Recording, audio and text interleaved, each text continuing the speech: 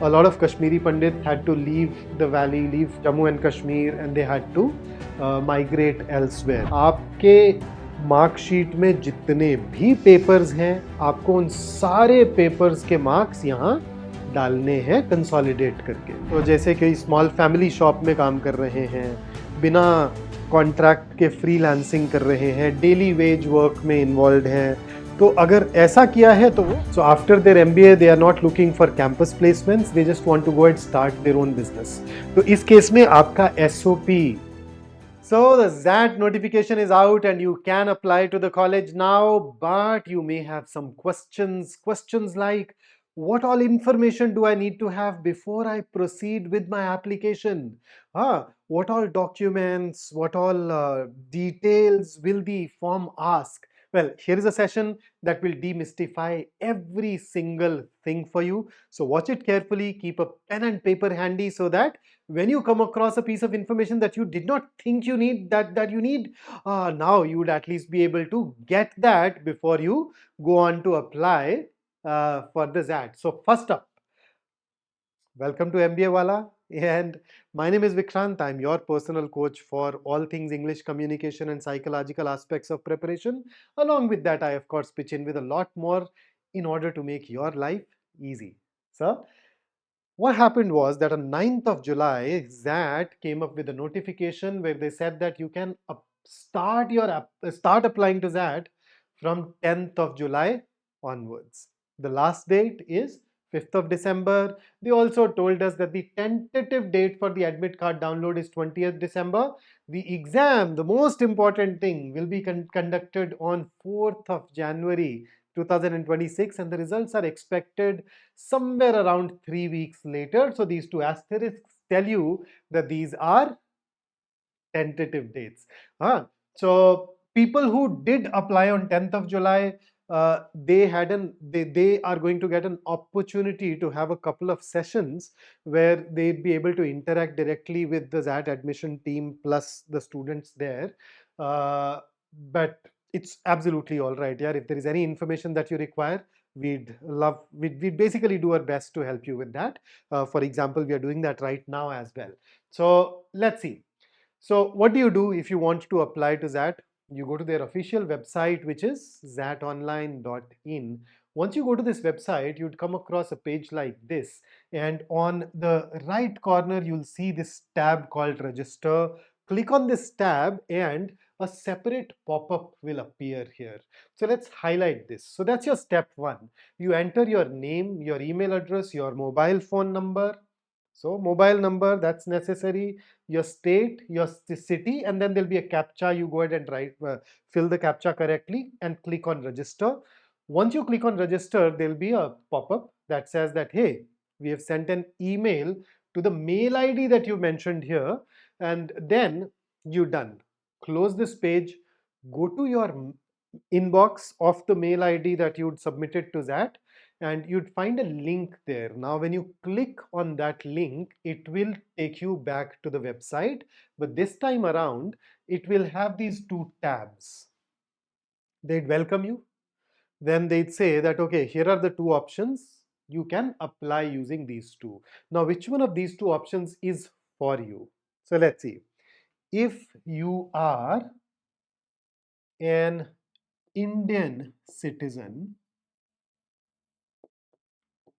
then you must apply for ZAT. On the other hand, if you are a foreign national or an NRI or an overseas citizen of India or a PIO card holder, person of Indian origin card holder, then you may apply through GMAT. So considering that most of you who watch my sessions are Indian citizens, we are basically going to focus on the ZAT application form. So you'd start your process by pressing the apply now button, and the moment you click on this, the first tab that you'd get will seek your personal information. So it requires your nationality. It'll be already populated here. You need to add it, sorry. So marital status, blood group. So a lot of people are not aware of their blood group. In case you are one of those, make sure that you run over to the nearest lab and get the blood group test done. Then your category, general, EWS, PWD, SC, ST, whatever. Then, so PWD already has a separate column, but that general, SC, ST, etc. will be here. You do not need to submit any form at this juncture. You simply need to indicate your category. Forms will be required when you're shortlisted for the next round. Do you belong to the persons with disabilities category? So you check this menu and you'd find a yes or a no. Then there's a column, do you belong to a Kashmiri migrant family? There's a tiny bit of addition here. So we know that in the 90s, a lot of Kashmiri Pandits had to leave the valley, leave Jammu and Kashmir, and they had to migrate elsewhere. So if you put a yes here, great. If you put a no here, na, if you go ahead and put a no here, you would find one more pop-up which will be, do you belong to Kashmiri non-migrant family? So there are some Kashmiri Pandits who did not migrate back in the 90s and they still live in Jammu and Kashmir.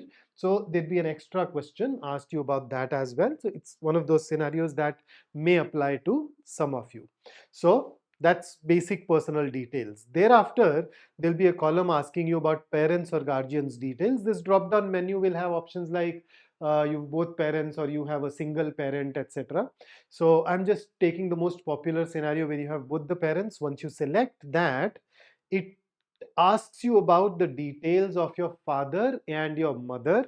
So of course it asks about the title, the name, but then this is something where some people trip up. It requires your father's email address. It is mandatory. Without this, your form will not get submitted. So in case your father does not use a mail ID, please make sure that you create one for him and then put it here. You will also require a mobile number for your father along with your father's occupation. When it comes to mothers, you have exact same set of details. The only difference is that the mother's email address is optional, so you can choose to leave it blank. In case your mother does not have a mail address, leave it blank. Some people often ask me year after year that, my mother does not have a mobile, she does not use one, वो घर में बाकी लोगों के phone से ही काम चलाते हैं. तो उस केस में आप अपने फादर का नंबर या अपना नंबर ही यहाँ पर रिपीट कर सकते हैं. That'll be okay. Okay. Then once you're done with the parents detail, तो उसके बाद नीचे आपका communication address वाला पार्ट आ जाएगा जिसमें कुछ कुछ चीज़ें आपकी प्री पॉपुलेटेड होंगी और उसके बाद बाकी चीज़ें आपको पॉपुलेट करनी होंगी, ना बाकी चीज़ें आपको लिखनी होंगी. तो ये आ जाएगा आपका यहाँ पे. Then the next segment is going to be the academic details segment. Academic detail segment में आपके पास क्या आएगा? सबसे पहले 10th. So SSC 10th equivalent state जो भी है वो करना है. फिर वो डाल दिया इंस्टीट्यूट का नेम, आपके स्कूल का नाम, बोर्ड, जिस बोर्ड से आप पढ़े हैं, बोर्ड टाइप से मतलब क्या? You can be from a state board, you can be from a central board, you can be from an international board. तो अगर आपका बोर्ड CBSE या ICSE है तो वो सेंट्रल बोर्ड है. अगर आपने कोई बाहर के किसी बोर्ड से पढ़ाई की है ना, कोई वो IB इंटरनेशनल बैकलॉरिएट है या कैम्ब्रिज वाला है तो इंटरनेशनल. अगर आपका बोर्ड कोई स्टेट स्पेसिफिक बोर्ड है तो वो ऑब्वियसली फिर आप स्टेट स्पेसिफिक उसमें चले जाएंगे यहाँ पे. Fair enough, right? तो वो हो सकता है पंजाब स्टेट हो, यूपी बोर्ड हो, बंगाल बोर्ड हो, जो भी होगा आप यहाँ पे वो डाल दीजिएगा. Then year of passing, marking scheme, percentage थी कि CGPA था, वो सिलेक्ट करना है. फिर maximum marks and then obtained marks. Now let's catch this. So there we normally, a lot of people around us, when they share their marks or their percentage, they talk about the best 5. XLRI, that specifically tells us that you can't do it. आपके marksheet में जितने भी papers हैं, आपको उन सारे papers के marks यहाँ डालने हैं कंसोलिडेट करके. तो बेस्ट 5, बेस्ट 4 नहीं चलेगा. लेटस से आपके मार्कशीट पे 6 पेपर्स हैं, हर एक पेपर 100 मार्क्स का है, तो मैक्सिमम मार्क्स हो गए 600. और उन 600 में से let's say that you had 523, तो वो आप 523 यहाँ पे लिख देंगे। ये परसेंटेज ये ऑटो कैलकुलेट करके इसके बाद डाल देगा, अगर वो CGPA है तो वो कन्वर्ट करके आप डाल लीजिएगा, ठीक है। So that's how it really works. So सारे के सारे मार्क्स, तो before you sit down to fill up the form, अपने मैक्सिमम मार्क्स क्या थे और वो जो इंडिविजुअल मार्क्स थे सब टोटल वोटल करके लेके बैठना है। ठीक यही चीज आपके पास उसके बाद 12th के लिए आएगी। सेम चीज, सिर्फ एक एक्स्ट्रा चीज आएगी, वो है स्ट्रीम, साइंस, कॉमर्स, ह्यूमैनिटीज, क्या वो आपको यहाँ पे डालना है। बाकी सब कुछ एग्जैक्टली सेम है, बोर्ड टाइप भी वही, स्टेट, सेंट्रल या इंटरनेशनल। अगर आपने डिप्लोमा किया है तो आप डिप्लोमा पे क्लिक करेंगे, 12th का इक्विवेलेंट डिप्लोमा अगर है तो, और डिप्लोमा पे क्लिक करेंगे तो फिर से वो डिप्लोमा के लिए ये सारी इंफॉर्मेशन आपसे मांग ली जाएगी। So there you go. So that's something that you need to have ready with you. इसके बाद ये आपसे पूछेंगे यार कोई प्रोफेशनल डिग्री की है, CA, CS, ICWA, CFA। If you से यस तो साथ में ये चारों ऑप्शंस आ जाएंगे। The moment you tick on one, you'd have you'd see this column getting added which asks you about your details of CA। Latest से आपने CA के साथ CS भी कर रखी है तो आप इसे भी चेक कर दीजिएगा। ये चेक करते ही ठीक ऐसा ही एक और बॉक्स इसके नीचे आ जाएगा जिसमें आपके CS के डिटेल्स मांग लिए जाएंगे, राइट। तो वो सारे डिटेल्स, और डिटेल्स क्या एक बार फिर से देख लेते हैं। डिग्री कंप्लीशन का स्टेटस, कंप्लीट हुई कि ऑनगोइंग है, professional inter marks, professional final marks, year of commencement, year of completion, ये सब आपको यहाँ पे ऐड करना है। और ये अगर डिग्री कंप्लीट हो गई होगी तो ऑब्वियसली ये मैंडेटरी हो जाएगा, कंप्लीट नहीं होगी तो दिस विल रिमेन ऑप्शनल। फिर आप आ जाएंगे ग्रेजुएशन पे। तो ग्रेजुएशन के डिटेल में आपसे पूछा जाएगा ग्रेजुएशन टाइप, किस स्टेट से है, क्या आपके कॉलेज की कोई NIRF रैंकिंग है, और फिर आपकी ग्रेजुएशन यूनिवर्सिटी, कॉलेज या इंस्टीट्यूट का टाइप क्या है, और एग्जाम का पैटर्न क्या था। एग्जाम पैटर्न मैं यही बता देता हूं आपको, बेसिकली पूछेंगे कि सेमेस्टर सिस्टम था कि ईयरली सिस्टम था, आप अकॉर्डिंगली सिलेक्ट कर लीजिएगा। अब ग्रेजुएशन टाइप, तो ग्रेजुएशन टाइप में बेसिकली क्या है, तीन ऑप्शंस आएंगे, सिंगल, डुअल या इंटीग्रेटेड। सो सिंगल जो हम में से ज्यादातर, एटलीस्ट मेरे जनरेशन में ज्यादातर लोगों के पास वही है। डुअल, अब 2022 ऑनवर्ड्स यूजीसी ने बोला कि आप एक साथ 2 डिग्रीज कर सकते हैं। So dual degrees, you probably have gone on to acquire 2 degrees simultaneously, है ना, एक फुल टाइम, एक ऑनलाइन, वटएवर। तो डुअल। इंटीग्रेटेड, आपको ध्यान है ना, इंटीग्रेटेड होता है 5 year integrated BA LLB programme types. तो इंटीग्रेटेड है तो आप इंटीग्रेटेड सेलेक्ट कर लीजिएगा, ठीक। और उसके बाद ग्रेजुएशन की स्ट्रीम जो है उसमें आपको पता ही है ये ऑप्शंस मिलेंगे, आप इन 5 में से जिसको भी बिलोंग करते हैं उसको डाल दीजिएगा, चूज कर लीजिएगा, राइट। और उसके बाद अब वापस आ गए हम यहीं पे। कॉलेज की अगर NIR रैंकिंग है तो ठीक है, लिख दीजिए, नहीं है तो you can always leave it blank. ये देख रहे हैं आप, एस्टेरिस्क नहीं है, मैंडेटरी नहीं है, ये हो तो अच्छी बात है। तो इसमें अब आते हैं ग्रेजुएशन यूनिवर्सिटी, कॉलेज, इंस्टीट्यूट के टाइप पर। तो ये बेसिकली आपसे पूछेंगे कि आप जिस यूनिवर्सिटी से ग्रेजुएशन आपने की, क्या वो सेंट्रल यूनिवर्सिटी है, स्टेट है, डीम्ड है, प्राइवेट है, फॉरेन है, IITs, NITs, अदर। तो आप अपनी, most of us already know what kind of university that is. In case you are not sure, अपनी यूनिवर्सिटी के वेबसाइट पे जाइएगा, सॉरी, अपनी यूनिवर्सिटी की वेबसाइट पे जाइएगा, आपको वहां से ये इंफॉर्मेशन मिल जाएगी, और ये इंफॉर्मेशन लेकर के फिर आप फॉर्म फिलअप करने बैठिएगा। चलिए, उसके बाद ग्रेजुएशन कॉलेज इंस्टीट्यूट, इसमें जब आप ड्रॉप डाउन में जाएंगे ना तो आपको काफी सारे नाम मिलेंगे आपके स्टेट के कॉलेजेस के, है ना। आपने वो अपने स्टेट और सिटी डाला तो ड्रॉप डाउन मेन्यू में वहां के कॉलेजेस के नाम आते हैं, पर it's not an exhaustive list. you may not find your college listed there, in which case you can always go ahead and choose other, और वो अदर डाल के जो भी आपके इंस्टीट्यूशन का नाम था वो आप यहाँ पे एंटर कर दीजिएगा, and that takes care of the things for you, right. फिर ये पूछेंगे do you have a post graduate degree, तो यस या नो सेलेक्ट कर लीजिएगा। यस करेंगे तो पोस्ट ग्रेजुएशन के डिटेल्स आ जाएंगे जो आपको देने पड़ेंगे, जस्ट लाइक ग्रेजुएशन। नो करेंगे तो द मैटर एंड्स हियर। अगर आपका इंटीग्रेटेड प्रोग्राम है 5 ईयर BA LLB और आप कंप्लीट कर चुके हैं तो एग्जैक्ट सेम परसेंटेज दोनों जगह डाल दीजिएगा उस केस में, हाँ, ग्रेजुएशन और पोस्ट ग्रेजुएशन में। अब this entire thing is done. आपके graduation detail, post graduation detail, सारे वो डिस्कशन आर जो है वो एंड हो जाएगी। इसमें बस मार्क्स का देख लीजिए एक बार। डिग्री कौन सी थी, है ना, BA, BSc, BTech, B what, discipline क्या था, year of passing, result status आ गया है कि अवेटेड है, मार्किंग स्कीम, परसेंटेज है कि CGPA on a scale of 10 है, CGPA on a scale of 9 है, क्या है वो लिखना है। और फिर just like 10th and 12th वाला, maximum marks and obtained marks. तो अगर आपकी ग्रेजुएशन हो चुकी है तो तीनों साल या चारों साल के कंसोलिडेटेड मार्क्स यहाँ लिखने हैं और ऑब्टेन्ड मार्क्स लिखने हैं।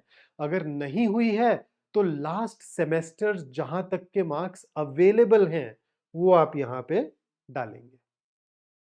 Fair enough? So that takes care of this information. So once the academic details are done, the next segment is work experience and program details. So let's talk about work experience. तो आपसे obviously ये पूछेंगे भाई work experience है क्या? If you select a yes, तो नीचे एक ड्रॉप डाउन मेन्यू आ जाएगा। इसमें आपसे पूछेंगे are you currently employed, yes या नो, जो भी हो वो लिख दीजिएगा। और फिर आपको वर्क एक्सपीरियंस के अपने डिटेल्स यहाँ पे ऐड करने हैं। तो job type, name of organisation, industry, blah blah blah, वो सब आपके पास है। यहाँ पे इसके नीचे कुछ चीजें, इंपॉर्टेंट चीजें छुपी हुई हैं, मैं आपको अभी दिखा देता हूँ वो चीजें क्या हैं जो छुपी हुई हैं। सो ये रही, so enter your work experience till 31 March 26। तो अगर आप अभी काम कर रहे हैं, you expect to continue working, तो वहां तक का डाल दीजिएगा, इसी ऑर्गेनाइजेशन के साथ रहेंगे। हाँ, only full time experience after graduation, part time, project, internship, article step, pre graduation, ये बिल्कुल नहीं लिखना है। अगर आपने इसको मेंशन कर दिया तो please notice, it will lead to the cancellation of your application, okay? And mention the most recent experience details first at so on up to 5 employments. तो रिवर्स क्रोनोलॉजिकल ऑर्डर में आपको जाना है, ठीक है?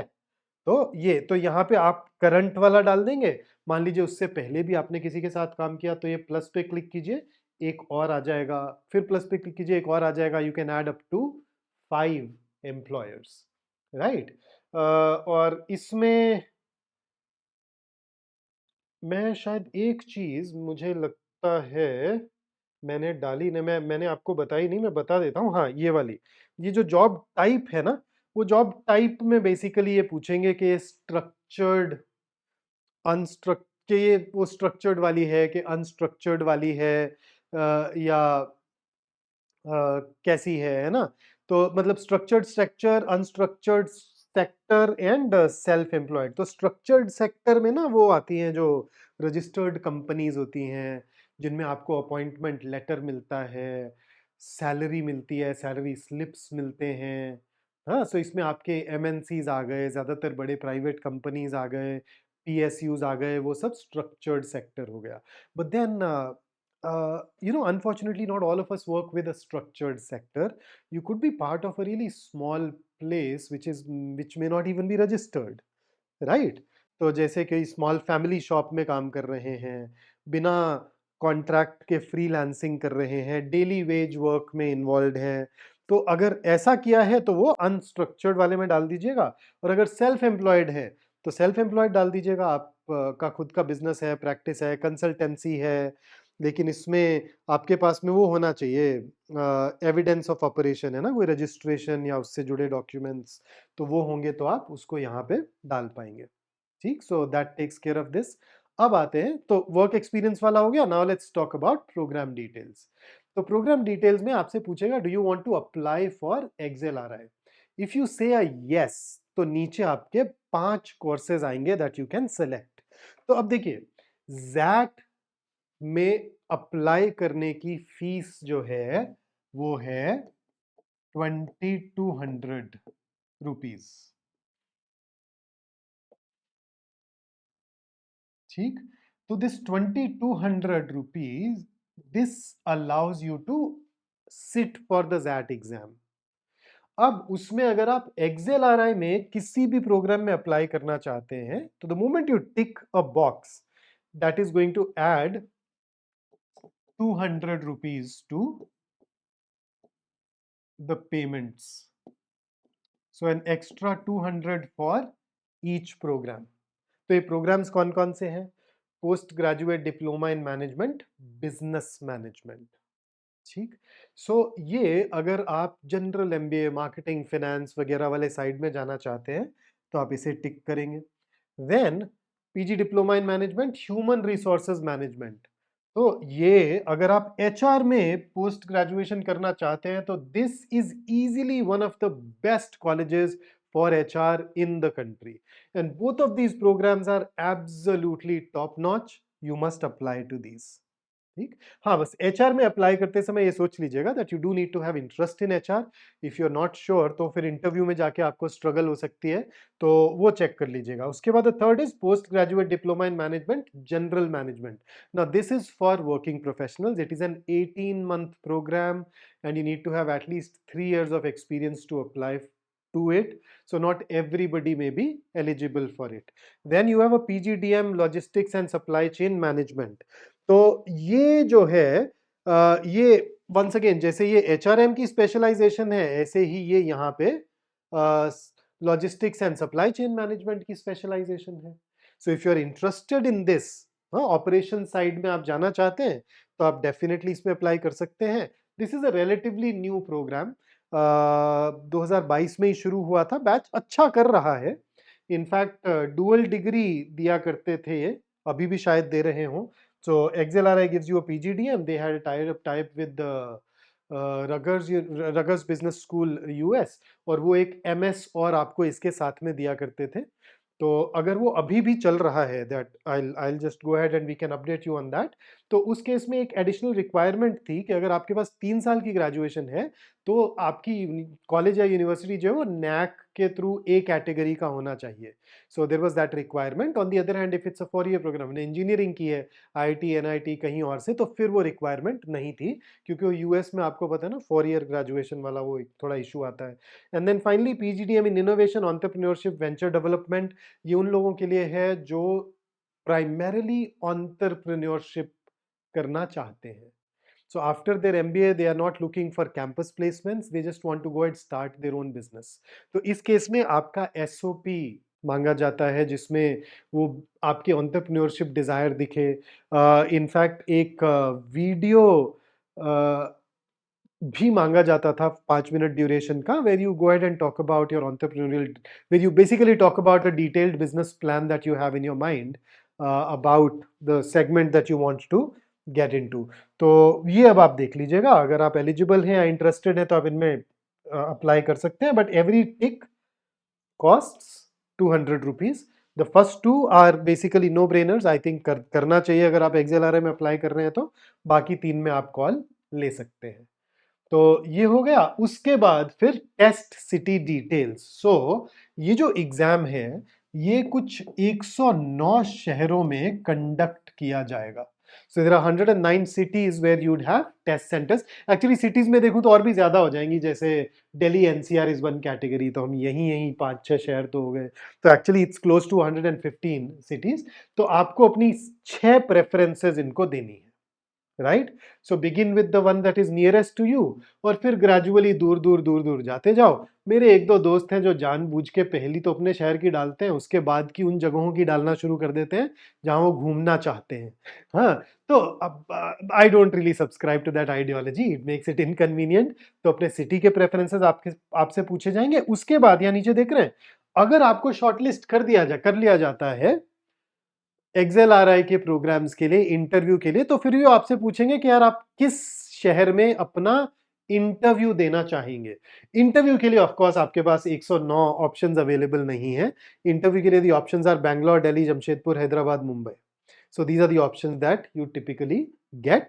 If you're not sure, you can always put not sure. There are times when you're traveling and you not know आप उस समय कहाँ होंगे, तो this is a call that you can also take later। ठीक, तो ये डालने के बाद में आपको अब डॉक्यूमेंट्स भी डालने हैं। अब डॉक्यूमेंट्स कौन से अपलोड करने हैं? एक पासपोर्ट साइज फोटोग्राफ और एक signature. So make sure that you have a soft copy of a recent passport size photograph. ऐसे ही सिग्नेचर अपना एक वाइट पेपर पे ब्लू या ब्लैक पेन से साइन करें, उसको स्कैन करें और अपने सिस्टम में रख लें। ठीक, फिर proof of identity. So exam में जब आप देने जाते हैं तो इन ऑर्डर टू प्रूव कि आप ही हैं सही कैंडिडेट, एक गवर्नमेंट इशूड आइडेंटिटी आपसे मांगी जाती है। इसमें आपके पास ऑप्शंस होते हैं, Aadhaar card, PAN card, voter card, driving licence and passport. ये आपके फोटो आईडीज हैं, तो आप इनमें से किसी भी एक को चूज कर सकते हैं। The moment you choose it, let's say आपने चूज किया आधार कार्ड, तो साथ में एक पॉपअप आएगा जो आपके आधार का नंबर पूछेगा आपसे। ठीक, पैन कार्ड तो पैन का नंबर, वोटर आईडी तो वोटर आईडी का नंबर, ऐसे वो नंबर देना है। और उसके बाद में they will ask you to upload that document as well.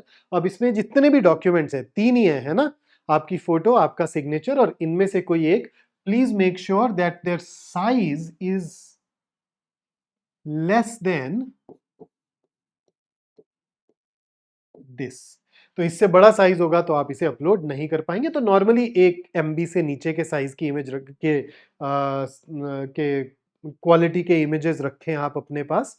और बहुत आसानी से आप अगर विंडोज यूज करते हैं तो MS पेंट में जाकर के आप साइज एडजस्ट कर सकते हैं, तो वो कर दीजिएगा। और ये सब अपलोड होने के बाद में डिक्लेरेशन आएगी कि हाँ भाई मैंने सब सच बताया है। ये डिक्लेरेशन करने के बाद में आपका वो नाम, डेट यहाँ पे आपको डालनी है एंड यू आर डन। उसके बाद में एक पॉपअप आएगा, प्रीव्यू या continue. So please click on preview. Preview जब आप करेंगे तो आपने जितनी भी इंफॉर्मेशन डाली है ना फॉर्म में, वो सारी की सारी आपके पास अवेलेबल हो जाएगी। देखिए अगर कुछ गलती हो गई तो एडिट करने का ऑप्शन नहीं है। You can reach out to the college, you can request them कि नहीं यार बहुत भारी ब्लंडर हो गया हमसे, हमें सुधारना है। बट उसकी नौबत आने ही क्यों देना, 2 मिनट लगा लो ना, जितनी भी इंफॉर्मेशन आपने ऐड की थी सारी एक बार पूरा थरली पूरा ध्यान से पढ़िए। ठीक है, वो जब पढ़ लें तो उसके बाद कंटिन्यू पे क्लिक करें। जब आप कंटिन्यू पे क्लिक करेंगे तो फिर वो आपको पेमेंट वाले पेज पे ले जाएगा। पेमेंट वाले पेज पे जब आप जाएंगे तो आपके पास सारे ऑप्शंस हैं, credit card, debit card, UPI, everything, net banking, आप जिसके भी थ्रू पे करना चाहें। Make sure that you keep those details handy with you, right. अब उसमें UPI से अगर आप पे कर रहे हैं तो यहाँ स्कैनर नहीं आता है, they ask you for VPA। VPA is virtual payment address, जिसे हम कॉमनली अपनी UPI ID बोलते हैं। तो आप अपनी UPI ID यहाँ पे डाल सकते हैं, और डालने के बाद में जो ऐप से आपकी UPI ID कनेक्टेड होगी उस ऐप पे एक मैसेज आ जाएगा कि भाई इन्होंने आपसे 2200, 2400, 2600 रुपए मांगे हैं। वहां पे जाके आप पेमेंट कंप्लीट कर दीजिए एंड यू आर डन। उसके बाद में एक लास्ट पेज आ जाएगा, उस पेज पे आप अपनी जो रिसीट है, एक्नॉलेजमेंट है, उसे डाउनलोड कर सकते हैं और उसके साथ साथ जो फॉर्म है उसे डाउनलोड कर सकते हैं। तो उन दोनों चीजों को डाउनलोड करके अपने पास आप रख लीजिएगा and that is going to be the last step in that process. So that's about it. And before I leave, the wise does at once what the fool does at last. ये मैं आपको आज क्यों बता रहा हूं यार, अगर आपको पता है कि आपको ज़ैट लिखना है, that you plan to apply to this exam, तो फिर डिले नहीं करना। फिर जल्दी से जल्दी ये सारी इंफॉर्मेशन गैदर कीजिए और एप्लीकेशन फॉर्म भर करके just be free. Okay, there is no point delaying it. We never know what life has in store for us in future. क्या challenges, किस तरह के challenges, पेपर के पास जब हम पहुंचेंगे तो पेपर की तैयारी पे ध्यान देंगे, तब इस तरह के डिटेल्स पे क्यों ध्यान देंगे। So make sure that you go ahead and apply at the earliest if you've decided to write that, and this is an exam that comes highly recommended. XLRI है, इसके अलावा 200 के करीब और कॉलेजेस हैं जिन जो जैट का स्कोर यूज करते हैं। उनमें काफी सारे colleges, you have MICA, you वीरमा, you have IMI, I think 4 भी ले रहा है, लीबा ले रहा है, GIM ले रहा है, काफी सारे कॉलेजेस हैं। आप लिस्ट देख सकते हैं वेबसाइट पे बहुत डिटेल में। So definitely a college worth applying to, an exam worth writing to, and then of course XLRI तो है ही। तो फटाफट से अप्लाई करो और फिर मुझे ग्रुप में अपडेट करो कि ये काम हो गया। चलिए, so that's it for today. If you have any other doubt, any other concern, please don't hesitate in reaching out to us. We'd help resolve that. मैंने 99% जो issues आते हैं वो तो सब कवर कर ही लिए हैं। कोई 1% edge case अगर मुझे ध्यान नहीं होगा वो आप शेयर करेंगे तो I'd love to help you with that too. So go ahead, have a great day ahead, and I'll see you soon.